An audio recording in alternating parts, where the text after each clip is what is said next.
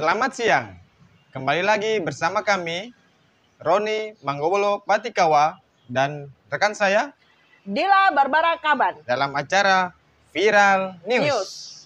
Ya, seperti biasa, dalam acara Viral News kami akan memberitakan berita-berita terpopuler, viral tentunya, di daerah Kepulauan Riau khususnya, dan mancanegara. Baik, berita pertama kali ini akan saya bacakan dari Batam News. Kabar baik, zona merah corona hilang dari seluruh kota Batam. Di kabar baik menyertai perkembangan kasus COVID-19 secara harian di kota Batam, Kepulauan Riau tidak ada lagi zona merah di 64 kelurahan pada 12 kecamatan di Batam. Merujuk pada tim Satgas COVID-19, seluruh kelurahan lepas dari zona risiko tinggi penyebaran COVID-19. Satu wilayah yang sempat bertahan lama di zona merah, yakni Kelurahan Belian di Kecamatan Batam Kota, kini bergeser ke zona orange dengan 19 kasus aktif. Bersama Belian, Kelurahan Buliang di Batu Aji 15 kasus aktif dan Tanjung Riau 12 kasus aktif. Di Sekupang juga berada di zona risiko sedang. Ini ada yang risiko merah dan risiko sedang. Zona kuning mendominasi persebaran kasus COVID-19 pada tingkat kelurahan Batam. Total ada 38 kelurahan berada pada zona risiko rendah. Sedangkan zona hijau tersebut pada 24 kelurahan yang berada di kawasan pulau utama atau mainland dan pulau penyangga atau hinterland. Namun demikian, pada level kecamatan zona merah masih mendominasi di kota Batam. Ini macam mana? Kadang-kadang tadi katanya udah nggak zona merah, tapi ini masih mendominasi. Berarti orange itu bang agak kemerah-merahan bang. Oh iya. Ya benar kan. Jadi merah udah Lebam, mulai memudar lebam. Berarti kita bisa sebut itu adalah zona lebam. Merah agak-agak pucat jadi dia lebam dia. Ya, zona lebam. Dari 12 kecamatan merah tersebut, Kecamatan Batam Kota, Batu Aji, Lubuk Baja, Sekupang, Sagulung, dan Seibeduk. Sementara Kecamatan Batu Ampar, Nongsa, Bulang, dan Belakang Padang berada di zona kuning. Sedangkan zona orange di Kecamatan Bengkong serta Galang di zona hijau. Berarti Bengkong ini sudah termasuk zona hijau. Buat teman-teman yang masih di kota Batam ingin pergi ke Bengkong, aman. Karena Bengkong zona hijau. Kasus harian. Sebanyak 9 kasus baru tercatat pada Kamis kemarin. Angka ini merupakan yang terendah dalam beberapa bulan terakhir. Total positif corona kini ada 25 sampai 528 dengan kasus aktif sebanyak 211 atau 0,82%. Sementara untuk pasien sembuh bertambah 31 orang dan menjadikan tingkat kesembuhan menjadi 95,98% atau 24.504 orang. Jadi intinya sekarang Batam ini sudah tidak ada lagi zona merah, hanya sampai zona orange. Jadi lebam. Nah, untuk tabelnya akan kita tampilkan tabelnya bahwasannya Batam itu sekarang sudah tidak lagi menjadi zona merah. Akan saya bacakan tabel berikut. Batu Ampar. Dalam perawatan tidak ada. Zona kuning itu ada di Kecamatan Sejodo. Zona kuning ada 2 kasus. Tanjung Sengkuang ada 1 kasus. Batu Aji ada 3 kasus. Ini Buliang ada 15 kasus yang zona orange tadi. Oke. Berita selanjutnya akan disampaikan oleh Dila. Oke, baik. Untuk berita hari ini dari postmetro.co. Menyamar jadi pengojek online, polisi ringkus 2 bandar sabu 1,5 kg. Batam, postmetro.co. Dikira pengemudi ojek online atau ojol yang akan menjemput barang untuk diantar sesuai pesanan, ternyata 2 barang sabu ini Kaget yang datang seorang polisi Subdit 1 Distrena Narkoba Polda Kepri yang menyamar. Kedua pelaku pemain sabu yang terkecoh ini adalah Afifuddin alias Afif bin Tasih, 41 tahun, warga Taman Hang Tua, Blok C3 nomor 1, RT 3 Balai Permai. Dan Irfan Romano alias Irfan bin Tazalani, Roni. Bukan saya. Umur 24 tahun, warga Perumahan Fortuna Raya 1, Blok I nomor 5, RT 3 Kecamatan Sagulung. Yang keduanya merupakan residivis dengan kasus yang sama. Setelah mendapatkan informasi warga dengan menyamar menjadi ojek online, personal opsional Subdit 1 Distrena Narkoba Polda Kepri terdahulu mengamankan Afifuddin dan dilakukannya pengembangan kembali menangani Irfan Romando, ujar Direktur Narkoba Polda Kepri Kombes Pol Muzi Supriyadi. Dia jualan ya, jualan. Mengantarkan, Bang. Oh, di kurir narkoba. Tapi dia dia bukan pemilik narkobanya. Bukan, cuman dia mengantarkan. Dari tangan tersangka Afifuddin, Afifuddin ini tersangka ya, Bang. Didapatkan satu bungkus plastik bening yang di dalamnya berisikan kristal bening diduga sabu sekitar seberat 507,5 gram. Sedangkan dari tangan Irfan Romano satu bungkus teh Cina merek Guanyinwang yang di dalamnya berisikan kristal bening diduga sabu sekitar seberat 990 gram. Ungkat mantan Wakapolres Barelang ini. Bahaya juga teh Cina merek ini ya, Bang. Iya, baik. Cina itu isinya bukan teh. Iya, teh. Kristal. Kristal, ya. Kemudian dikatakan Muji, dua pelaku dijerat pasal 114 ayat 2 dan pasal 112 ayat 2 serta pemain lama yang merupakan residivis.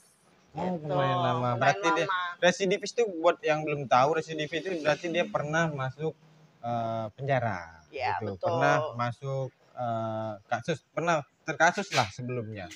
Jadi dia udah keluar, kemudian sekarang melakukannya bermasalah lagi. Iya, cuman banyak juga ya 1,5 kilogram ini. Banyak 1,5 kilogram. Si itu kalah yang kemarin. Dede. Iya, Pardede itu Coki kalah. Pardede itu cuma 0,5 gram kalau nggak salah ya. Benar. Tapi tetap ya itu merusak anak negeri. Kita masih anak swasta. Karena swasta jadi nggak boleh juga. Oke, untuk berita selanjutnya akan dibawakan oleh Pak Roni. Berita selanjutnya masih dari Kota Batam. Curhat di Facebook, cewek ngaku selingkuhan anggota DPRD Batam ingin keadilan. Curhat di Facebook, dia ingin ngaku keadilan. Iya, dia ngaku bahwasanya dia selingkuhan anggota DPRD Batam dan ingin keadilan. Mohon maaf nih Pak, untuk kakaknya sehat. Dilansir dari suarariau.id. Seorang wanita berinisial CP, nama panjangnya kontak person, CP, mengaku selingkuhan anggota dewan mendatangi kantor Badan Kehormatan BK DPRD Batam, Kepulauan Riau, Kepri, beberapa hari yang lalu. Perempuan mengaku kekasih gelap tersebut mendatangi BK melaporkan anggota Dewan Batam, AT, lantaran dijanjikan akan dinikahi. CP mengaku sudah 2 tahun menjalani hubungan gelap. Jadi dia kalau kondisi terang, siang dia tidak berhubungan. Dia hanya menghubungi ketika kondisi gelap. Jadi Mbak, cobalah main terang-terang. Jangan mau menjadi gelap. Cukup Pak Roni yang gelap. CP mengaku sudah 2 tahun menjalani hubungan gelap dengan anggota dewan tersebut. Ia pun kerap memposting foto kemesraan dengan AT di media sosial. Kasus ini pun heboh. AT mengaku kader Nasdem dikabarkan sudah dipanggil partainya. BK sudah sedang memeriksa laporan CP. Usai laporannya itu, CP kerap curhat di status Facebook miliknya. Ia menyebut sedang menunggu keadilan. Saya hanya menunggu BK bersikap adil sebab saya berbicara sesuai bukti. Bukti apakah itu? Tetap gelap. Kan gelap nggak nampak. Tetap susah, iya, nggak nampak. Masyarakat MW berbicara apapun itu hak masing-masing untuk bercerita.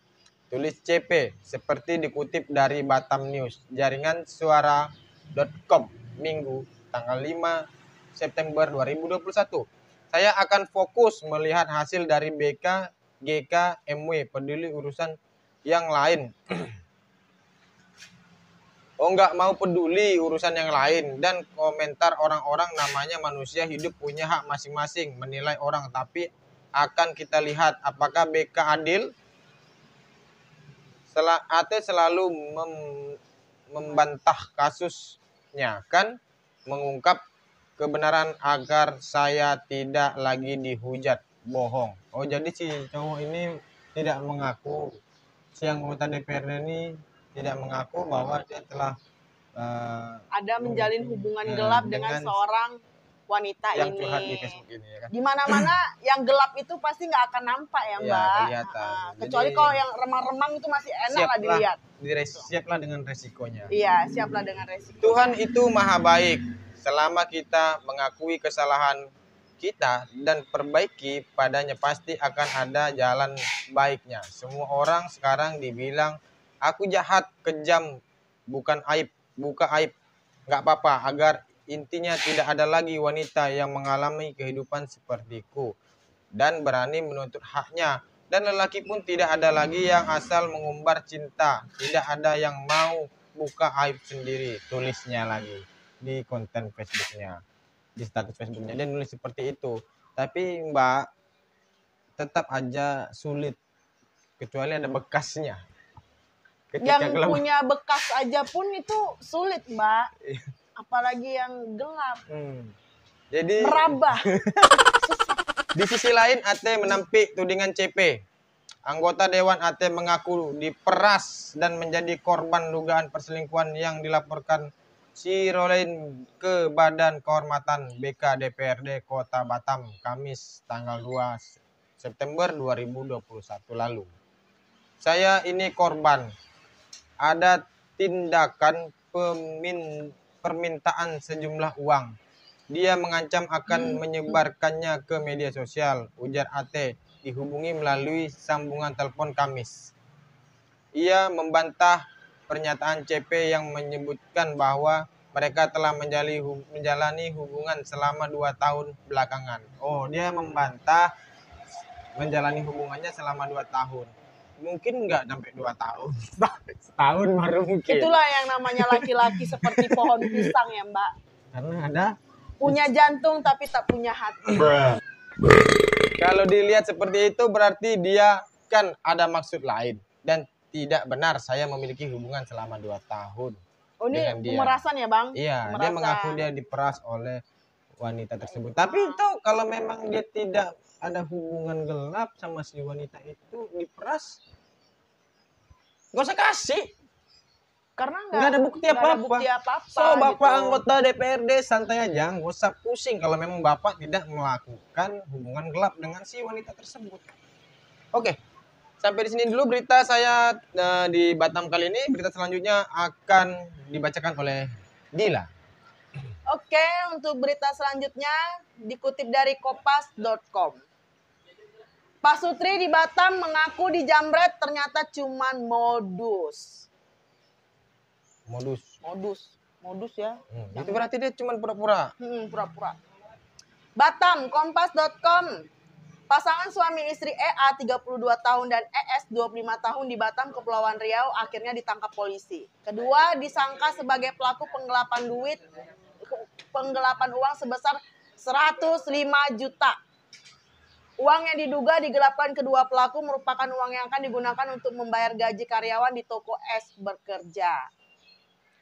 Kepala Satuan Reserse Kriminal Polresta Barelang, Kompol Andri Kurniawan, mengatakan Pak Sutri ini melakukan upaya penggelapan uang berpura-pura sebagai korban penjamretan di kawasan Batu Ampar. Udah tahu banget nih. Awalnya pelaku es melaporkan tindakan penjamretan yang dialami pada Selasa lalu. Ia mengaku baru saja mencairkan cek gaji karyawan di Bank Mandiri Batu Ampar sekitar 15 menit kemudian. Korban mengaku didatangi penjamret dan diancam dengan senjata tajam, kata Andri Kurniawan, wartawan Senin tanggal 6 bulan 9 2021. Mendapatkan laporan tersebut, pihak Satreskrim Polresta Barelang kemudian melakukan pemeriksaan CCTV di kawasan bank tersebut. Namun, saat melakukan pemeriksaan, pihak kepolisian menemukan beberapa kejanggalan yang tidak sesuai dengan laporan ES. Selanjutnya pada Rabu tanggal 1 bulan 9 2021 sekitar pukul 16.59 WIB, polisi menangkap EA. Saat diamankan, pelaku EA ini akhirnya mengaku bahwa penjabretan ini sudah direncanakan dengan istrinya ES. Akhirnya keduanya kami amankan, kata Andre. Oh, Jadi berarti mereka dia tuh bener penjamretannya kejadian atau enggak? kejadian, cuman itu pura-pura. Gitu. Cuman itu cuma pura-pura. Jadi mereka itu udah mengatur ceritanya bahwasannya ini ada uang untuk karyawan, ayo kita atur kronologi nih. Seakan-akan dijamret, padahal uang itu mau digelapkan oleh mereka. Oh, pinter ya. Oh, iya. Boleh lah. Nanti kita kapan-kapan gitu juga. Enggak boleh ya. Oh iya. Punya bapak ya, Pak. Oke, untuk berita selanjutnya dibacakan oleh Pak Roni. Ya, sekarang kita akan membacakan berita dari mancanegara. Berita hot kali ini adalah dilansir dari kompas.com. Para terduga pelaku pelecehan seksual di kantor KPI diperiksa polisi. Seksual ya. Sejumlah pegawai Komisi Penyiaran Indonesia atau KPI disebut di kantor pusat di Jakarta yang menjadi terduga pelaku pelecehan seksual terhadap rekan sekantornya menjalani pemeriksaan di Polres Metro Jakarta Pusat Senin 6 September 2021. Ya, sesuai rencana para terduga, pelaku akan kami mintai keterangan hari ini, kata Kasat Reskrim Polres Metro Jakarta Pusat Kompol Wisnu Wardan Senin. Seperti dilaporkan tribunnews.com. Wisnu tak merinci berapa orang terduga pelaku yang akan menjalani pemeriksaan hari ini. Berarti lebih dari satu. Iya, lebih dari satu. Di situ aja kita ambil bahwasanya berapa orang terduga berarti beberapa orang berarti lebih dari satu.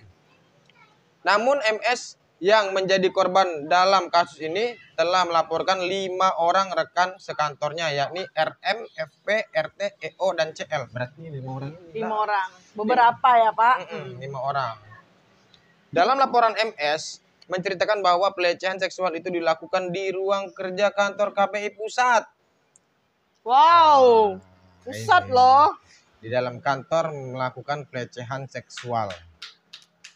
Fantasinya luar biasa nih. Lumayan. Pada 22 Oktober 2015. Sudah lama dilecehkan. Kenapa ibu baru lapor sekarang? Mungkin menikmati. Mungkin agak menikmati ya, Bu ya. Cuman mungkin merasa itu udah mulai boring.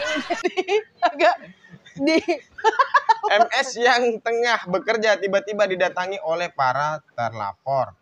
Sebelum memeriksa para terlapor hari ini, Polres Jakpus sudah lebih dahulu memeriksa sejumlah saksi. Kasus pelecehan seksual yang menimpa MS itu mencuat setelah ia menulis surat terbuka yang kemudian viral di media sosial Rabu pekan lalu. Dalam surat terbuka itu, MS mengaku sudah menjadi korban perundungan sejak ia bekerja di KPI pada tahun 2012. Ia mengaku pelecehan seksual oleh sejumlah rekan kerjanya pada 2015. Oh, dia bukan melapor, dia bikin surat terbuka. MS sudah pernah melaporkan, apresiasi buat si ibu. Melaporkan perlindungan dan pelecehan seksual yang dia alami ke atasan dan polisi 2019 lalu, tetapi tidak ditanggapi. Oh, tidak ditanggapi. 2019 ke 2021. Nah, ini permasalahannya adalah tidak ditanggapi. Iya. Ada apa ini? Kenapa tidak ditanggapi oleh Pak Polisi dan atasan Ibu MS tersebut? Itu mungkin adalah pertanyaan besar bagi masyarakat. Tapi mungkin laporannya mungkin kurang lengkap kali, Pak. Atau mungkin itu kurang meyakinkan, makanya tidak ditanggapi. Tapi kita tidak tahu juga ya. Tapi ya butuh pertanyaan ini, kenapa? Jadi pertanyaan kenapa polisi tidak menanggapi itu. Namun setelah surat terbuka MS itu viral, KPI dan polisi langsung bergerak cepat melakukan penyelidikan. Lagi-lagi seperti ini. Ini yang sudah sering kita alami dan kita dengarkan, ketika sesuatu itu sudah viral, penangkapan cepat. Karena kita paham sebenarnya polisi Indonesia ini hebat-hebat, cerdas-cerdas, pintar-pintar. Dalam menangkap penjahat itu ya kemampuannya luar biasa, hebat. Tetapi kenapa tunggu viral? Jangan seperti itu maksudnya ya. Sangat disayangkan sekali. Iya. KPI telah menonaktifkan 8 terduga. Oh, 8 sekarang. Tadi ada 5. 8 terduga pelaku pelecehan seksual dan perundungan terhadap MS untuk mempermudah investigasi. Ya. Ini ada di banyak channel-channel YouTube lain yang ngobrolin tentang ini. KPI, di dalam KPI ada pelecehan seksual. Ini aneh. Kenapa? Karena KPI itu tugasnya yang menyensor film, yang belahan dada, ada belahan apa gitu yang kira-kira tidak porno, pantas disiarkan, mereka lah yang memangkas. Tapi kenapa di dalamnya ada pelecehan seksual? Ya, itu jadi dan pertanyaan. Itu sudah berlangsung lama loh. Ada apa ini, apa Pak? Karena terlalu sering melihat, kan sebelum disensor ditonton tuh. Iya. Jadi apakah karena sering melihat siaran yang jadi itu Pak? Jadi itu yang jadi bahan pembicaraan masyarakat saat ini. Oke, berita selanjutnya dari mancanegara akan dibacakan oleh Dila. Oke, untuk berita selanjutnya dari kompas.com. Kisah pesepak bola muda Rafli Ramadan tembus seleksi Garuda Muda U18 untuk Piala Dunia U20. Bangga bisa ringankan beban orang tua. Tepuk tangan dulu, Bang. Oke, penonton, tepuk tangan yang ada di belakang. Kita berikan dulu apresiasi untuk abang ini ya. Luar biasa. Luar biasa. Batam, kompas.com. Rafli Ramadan, pemuda asal Batam, Kepulauan Riau Kepri, kini mengaku bangga dapat membantu meringankan beban kedua orang tuanya dalam biaya pendidikan dan pelatihannya sebagai pesepak bola profesional. Bagaimana tidak?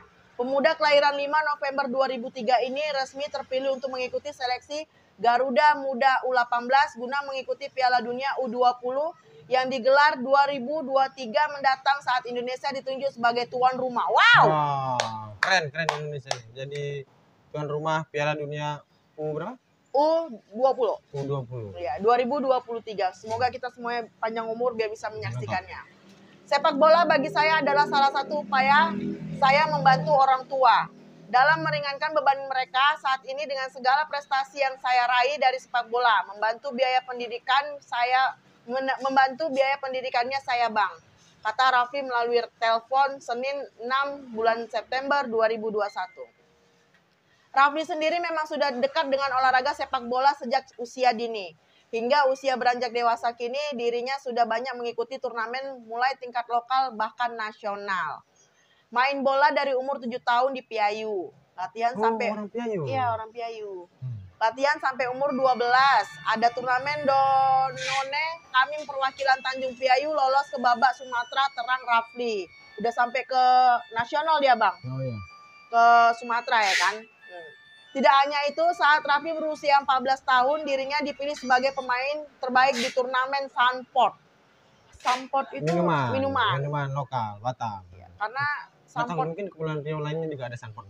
Mungkin ada. Tidak hanya itu, saat Rafli waktu itu ada sekitar 22 pemain terbaik dan dijadikan satu tim di tim Asosiasi Kota Ascot Batam. Wow, ini boleh lah ya, Bang. Alhamdulillah di tim U16 Ascot Batam kami juara 1. Dari turnamen itu, saya dan 2 teman saya lolos di PPLPD Kepulauan Riau di Tanjung Pinang. Saya sekolah SMA dibiayai pemerintah mulai dari asrama, latihan teratur pagi, sore, dan uang saku juga. Itu awal yang baik bisa bantu keluarga juga, terang Rafli. Oh, luar biasa. Luar biasa, sukses terus buat Rafli. Semoga dia juga membanggakan Indonesia dan Batam juga dia membanggakan. Karena dia berasal dari Batam yang bisa ikut jadi atlet nasional ya. Iya. Atlet sepak bola. Dan dia U20 loh, Bang. Dan Indonesia jadi tuan rumahnya. Pasti bangga Mama pada Muna ya. Iya. Terbaik. Terbaik. Ya, oke. Oke. Sampai di sini dulu berita kali ini. Jangan lupa untuk subscribe Komen dan like. like. Selamat siang.